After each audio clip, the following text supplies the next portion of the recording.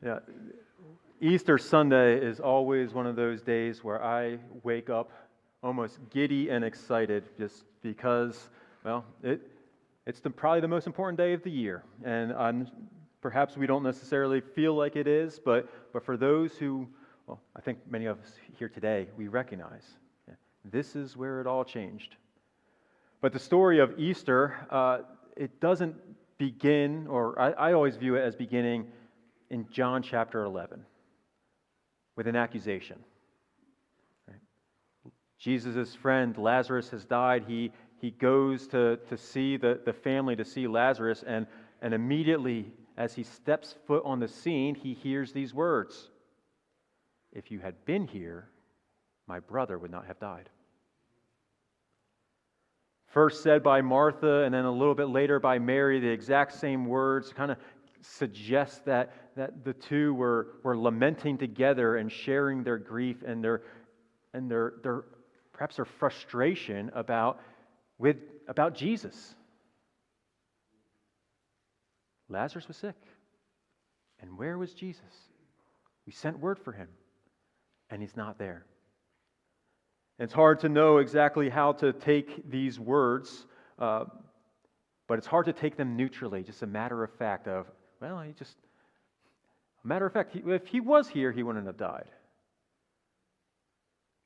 Exactly was she lamenting? It's hard to know. Where she stressed the sentence may be hard to decipher. Maybe she was highlighting Jesus' agency or the lack thereof. If you had been here, my brother would not have died. Or perhaps Jesus' absence. If you had been here, my brother would not have died. Perhaps emphasizing just her loss, the connection. If you had been here, my brother would not have died. Or the gravity of the effects of Jesus' actions or lack thereof. If you had been here, my brother would not have died. But whatever way that we take it, these words, I think that mark the beginning of the Easter story, it's hard to not take them as some level of an accusation against Jesus. Where were you, Jesus? Where were you? And writ small in these words of Martha and Mary are the world's accusations, humanity's accusations against God. God, look at the world you made. Look at the suffering that we go through. Look at the hardship that we endure. We're not greedy. We're not just wanting more and more and more for ourselves. We just want to escape the worst excesses and ravages of evil. And where are you, Jesus? If you had been here, my brother would not have died. And I believe that this marks Jesus' own turning to go and fulfill his hour of glory, as we've been talking about it.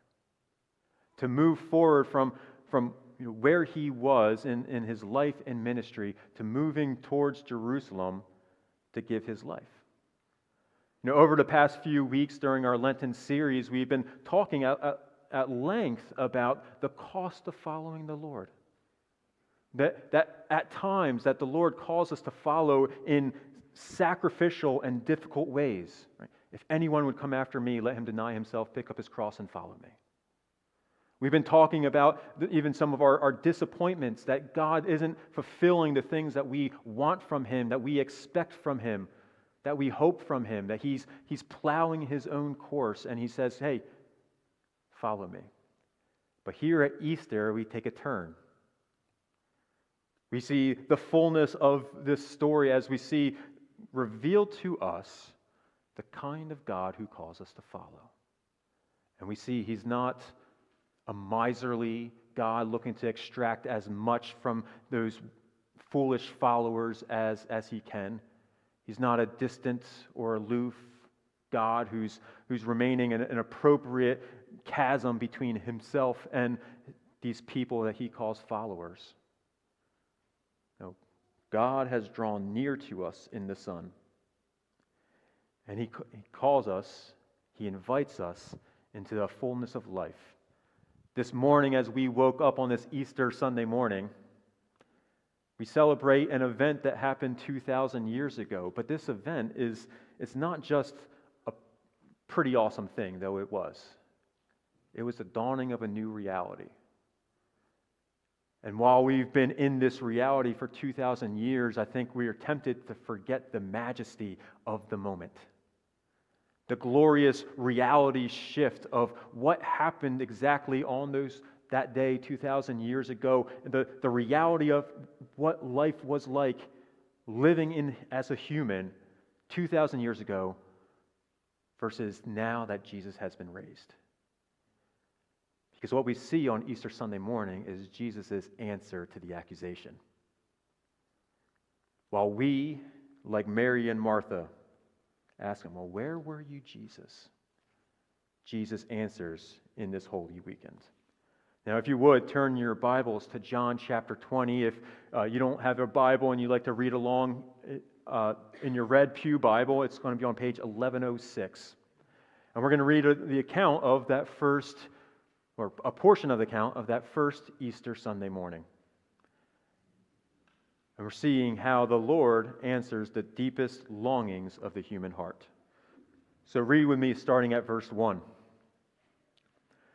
Early on the first day of the week, while it was still dark, Mary Magdalene went to the tomb and saw that the stone had been removed from the entrance. So she came running to Simon Peter and the other disciple, the one whom Jesus loved, and said, "They've taken the Lord out of the tomb, and we don't know where they put him." So Peter and the other disciple started for the tomb. Both were running, but the other disciple outran Peter and reached the tomb first. He bent over and he looked in at the strips of linen lying there, but he didn't go in. Then Simon Peter came alongside behind him and went straight into the tomb, and he saw the strips of linen lying there, as well as the cloth that had been wrapped around Jesus' head. The cloth was still lying in its place, separate from the linen. And finally, the other disciple who had reached the tomb first also went inside. He saw and he believed. And they did not understand still from the scriptures that Jesus had to rise from the dead. Then the disciples went back to where they were staying. What strikes me as we reading this first encounter with, or not even an encounter, but this first moment on the Easter Sunday was the stunning lack of faith of his people. Did you catch that? Right. Let me just draw an analogy to bring this out. Think about, parents, think about your kids the night before Christmas. Right? Think about how hard it is to get them to sleep. Think about, perhaps to your consternation, how they beat the sun up to the morning. How they're ready to go. Their sleep is it's not soundly. They know tomorrow begins a party, and they want to get there as soon as they can. I mean, even last night, one of my daughters, she came into the room after the lights out, and she just said, "I'm just so excited about Easter. I don't think I'm going to be able to sleep tonight." And then an hour later, I still can't fall asleep. Right? And we just said, go to bed. But it's the reality, right? Kids get it. Tomorrow's a party. I'm going to beat the sun there. And despite the fact that Jesus had repeatedly told his disciples, hey, I'm going to die in 3 days, I'm going to be raised again. On this Easter Sunday morning, where are the disciples? They're not at the tomb. They're not there for the party. Perhaps home eating breakfast, doing whatever they're doing, but they're not there. The only people who are there are some ladies going to show Jesus some reverence. John just mentions Mary, but the other gospel accounts talk about a group of them who went, and we see Mary as she's talking to the disciples. She's like, well, we don't know where they put him. But even then, Yeah, the Mary and her friends, they go to the tomb, but they're not looking for a risen Jesus, are they? When they encounter the tomb and it's empty and the stone is rolled away, they don't go back to the disciples and say, hey, guys, guess what? He's risen. They say, they've taken the body and we have no idea where it is. Where's Jesus? Where's his body? Right? Easter comes often to those with little faith. Those who don't have the story together, who have perhaps a proper skepticism to what's going on, or have been so beaten down and worn down to the idea of hoping in something is just far too exhausting. And that's exactly who Easter comes to. And we see that in the disciples. We see as they hear the news and they run to the tomb. I don't think they're thinking, hi, Jesus is risen. They're there to solve the puzzle, to solve the case. They put their detective hats on. They're saying, hey, the crime scene is still warm. Let's figure out what happened to Jesus. So they arrive there. Stone rolled away, tomb empty, but not empty. In fact, three times it talks about the linens lying there. Did you notice that? Why would they spend so much time talking about linens? Especially, you got to think, ancient writing was not like modern writing. Modern writing is cheap. Right? Ink is cheap, paper's cheap, production is cheap. Ancient writing, expensive. Tens of thousands of dollars just to write a letter in today's currency. Right? It's expensive. They don't put in extraneous details to give a sense of realism. They don't put redundancy just for the sake of redundancy. Every time there's a repetition or what we would consider redundancy, it's for a purpose. It's shouting at the readers, hey, don't miss this part. And we're thinking, well, linens. Why are we talking about linens? Right? Verse 5, right? John, the beloved disciple, he looked in and he sees the strips of linen lying there. Verse 6, Peter comes along and goes into him. He saw the strips of lying there as well. And then verse 7, hey, there's the cloth. It's still lying in its place, separate from the linen. Okay, we get it. Linens were lying there. What's the big deal? The big deal is they're trying to put the puzzle together, and they're inviting us to solve it with them. What do we know? What do they know? Jesus died and was buried. They put a stone over the tomb. The stone is gone. The body is gone. What are we to conclude? Well, someone stole the body. Isn't that what Mary did? She arrives at the tomb. The stone is gone, and well, Jesus isn't there. What's her first reaction? Somebody took it. We don't know where they put him. Where's Jesus? Or more likely, where's Jesus' body? And this is why the linens are so important. Because if Jesus' body was stolen, what kind of thief in the dead of night, stealing a corpse, capital offense, decides I'm going to take my time to unwrap the linens from Jesus' body? And not just unwrap them. The language here in the Greek suggests like a very orderly presentation of the linens. What do thieves do? Well, they wouldn't unwrap the guy. It takes too much time, and it leaves behind something that's valuable. Linens, valuable. Spices that were with the body, valuable. And then spend time to orderly place them away. It's like, it doesn't make any sense. Right? They don't take time to do those things. They grab the body and they run. Not going to be thieves. Okay. Another conclusion. maybe Jesus wasn't dead. Maybe he was, in the words of Princess Bride, almost dead.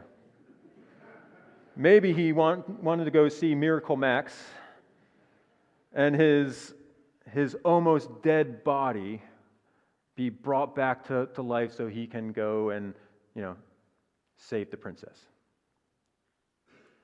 But mostly dead people don't free themselves, do they? Particularly, as the grave clothes and linens are on him, and he's wrapped like a mummy, and it's not just linens around him, which would be difficult, but like it says in the paragraph before, they put 75 pounds of spices and myrrh and aloes on him. 75 pounds. So his nearly dead body, wrapped up, restricted from being able to move, added 75 pounds of stuff, and then he's supposed to be able to free himself and take the time to neatly arrange his stuff. No. It doesn't make any sense. And so the disciples, as they're, Peter and John, as they come to the tomb and they're trying to figure it out, and they're saying, well, we know he died. We know he was buried. We know there's the stone there. The stone is gone. The body is gone. What's happened to him? Could he have been taken? No. The linens. The linens are there. So what's happened?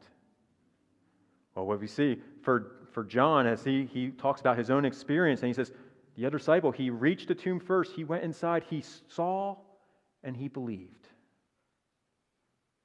He put the pieces of the puzzle together. Something happened. Something wonderful. It wasn't those other explanations that would be very easy to suggest about where Jesus' body is. They fall apart because of the linens. And what we see for John as he's looking at his own, as he's trying to figure it out, and it's very subdued. It doesn't explain the rush as he's finally come to this conclusion of this friend whom I loved and who has loved me. I think he's alive. It just said very plainly stated, he saw and he believed. And what it doesn't say is, he doesn't say he has full understanding. In fact, it very much says he doesn't have full understanding. He doesn't understand from the scriptures why this had to happen.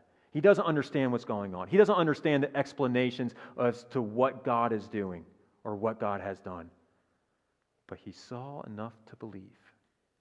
And that, what he does have, is a reason to hope. He has a reason to hope. And perhaps this is where you are as you've come in this Easter Sunday morning, and you're there's questions, there's lack of understanding, there's unsurety about what exactly is going on, but you think that there's something. Well, guess what? There's a reason to hope. There's a reason that's solid, and it's in the resurrection of Jesus. And hope in what? Believe in what? Believe in what God has done through the resurrection, where he answered that accusation. Martha's and Mary's, and quite frankly, you and I's.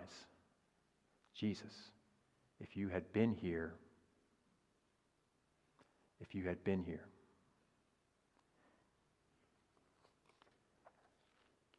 And Jesus' answer that we see through this event,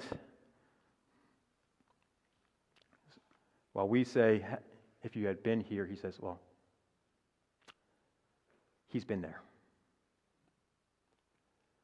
And this Easter Sunday morning is what we see in just the entire journey of Jesus as he moves on from Lazarus' tomb and goes to the cross. We see that he has been in the very place where we demand him to come. The darkness, the despair of the human condition. That where we are in our suffering, in our troubles, in our hardships, in our difficulties, where we're tempted to look to heaven and say, if you had been here, my marriage wouldn't have fallen apart. If you had been here, my body wouldn't be so frail. If you had been here, I wouldn't have suffered this way. If you had been here. And what we see through the journey of Jesus is, he's been there. He's been to the deepest, darkest places of the human condition, and he has moved through them into new and unfathomable life, that we who place our trust in him follow him there. And this is the message of Easter. This is why we come through those doors rejoicing with an ecstatic exuberance that's unlike any other Sunday, is because we proclaim that Jesus has answered that accusation in resounding fashion, in joyous fashion, that he has done what he has experienced what we have experienced. He was betrayed and abandoned by those whom he loved and had loved him. He suffered the injustice under the state. He suffered pain and torture and whippings and floggings and crowns of thorns and hanging on a tree. He suffered being under the wrath of God. He suffered as we did in every way. And he did this that he can move through to another side. And when Jesus did all this, and he suffered as we do, and he experienced death, he didn't just die and come back the same. He didn't just take a trip there and then come back. He took a trip through to the other side. So this is what Hebrews says, as it's talking about Jesus' movement and his death and resurrection. He says in verse 10 of chapter 2 in Hebrews, it says, "It was fitting that God, for whom and through whom everything exists, should make the," what's the word there? "The pioneer of their salvation perfect through what he suffered. That he too shared in the humanity, so that by his death he might break the power of him who holds the power of death," that is the devil, "and to free those who all their lives were held in slavery by their fear of death." You get this sense, this picture that death is this dark shroud that covers all of human existence. That even in our most joyous and glorious time, the wedding day, the birth of a baby, death lingers in the shadows, saying, it's not going to last. When we spend all our lives in pursuit of some gain and trying to accumulate for ourselves something that's worth it, and death is there saying, you're not going to take it. It's going to be gone in a moment. And over every part of the human experience and condition, death sits there and lurks and sneers at the human race and says, it's not enough. It's not good enough. But Jesus,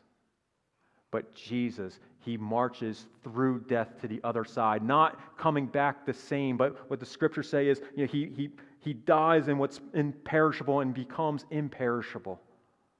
He dies in weakness, but he becomes strong. He dies in shame, but he becomes glorified. And it's through this that he invites the world. Through this, he invites you and I in our own suffering. Said this before and made this illustration before, but it's like that shroud that covers all of human existence, but Jesus is the needle that pierces through. And all of us who by faith look to him are like the thread tied to him and follow him through. That what we could not do on our own, what we could not escape or get around by ourselves, Christ has done. And so we follow. And what the scriptures declare is that as Christ was raised to new life in a new kind of body, a glorified body, not marked by weakness and mortality and shame, but marked by strength and glory and immortality, that Christ's history is your destiny. What Christ has done, we're invited into. And so what we see in the story of Easter is God answers our accusations once and for all. If you had been here, I've been there. I've done it. I've made my way through. And what he did with Martha and Mary in John chapter 11, yes, he raised Lazarus from the dead, but the raising of Lazarus was not the answer to the accusation. It was just the appetizer. It wasn't the real final solution because Lazarus was raised to die again. No. The answer was in Easter Sunday morning. That those who are in him follow him through the veil of death into life everlasting. For many of us, this Easter Sunday morning, this isn't just a theoretical thing, is it? This past week, we've lost a dear saint, and Annette Beyer, who's gone to be with the Lord, and she was, I've said this perhaps many times, but she is one who lived out what it means to suffer faithfully, perhaps better than anyone I've known. And there was grief and tears throughout the whole thing. But you could see, if you knew her and you talked with her for a moment, that beneath all the grief and the tears and the hardship, there was an unmistakable joy and steadiness and peace that held her. Why? Because she clung to Jesus, who's drawing her through to the other side. And more importantly, Jesus had clung to her. That he carried her through what she could not. And in the wake of such a grief, and we do grieve the loss, but we don't grieve for her. We grieve that our lives are impoverished because of her absence. But her life isn't impoverished. She's with the Lord who bought her. She's with the Lord who suffered with her, who suffered for her. She's with the Lord who experienced death, that in her death she might find life. And she's with the Lord even now. Amen. Beloved of God, I do want to ask, where are you this morning? In your grief and in your suffering, are you still looking to heaven and saying, well, if you had only been here? Or have you come marching through those doors this morning, declaring, praising, proclaiming, we have a God who's been here. We have a God who's suffered on our behalf, who's carried us through. And that when we believe by faith in him, well, where he goes, we follow. He is the pioneer, the one who sets the course, who sets a new path. And beloved of God, we see in him his grace on full display. Are you trusting in that God? Do you believe in that God? Have you received from him his life? I'd like to invite up the worship team as we prepare our final song. I do want to extend this invitation. It's perhaps that the Lord is speaking to you in a way that's, calling you to come, to see, and to believe. You may not have everything figured out. You may have more questions than answers. But beloved God, even in little faith and weak faith, when their faith is in the strength and the work of Jesus Christ, what we can find is the fullness of power and glory and resurrection life. And even here today, that's extended to you. Look to Jesus. Trust him. Cling to him. And you'll find, like Annette, like many here, he will cling to you. Amen? Amen.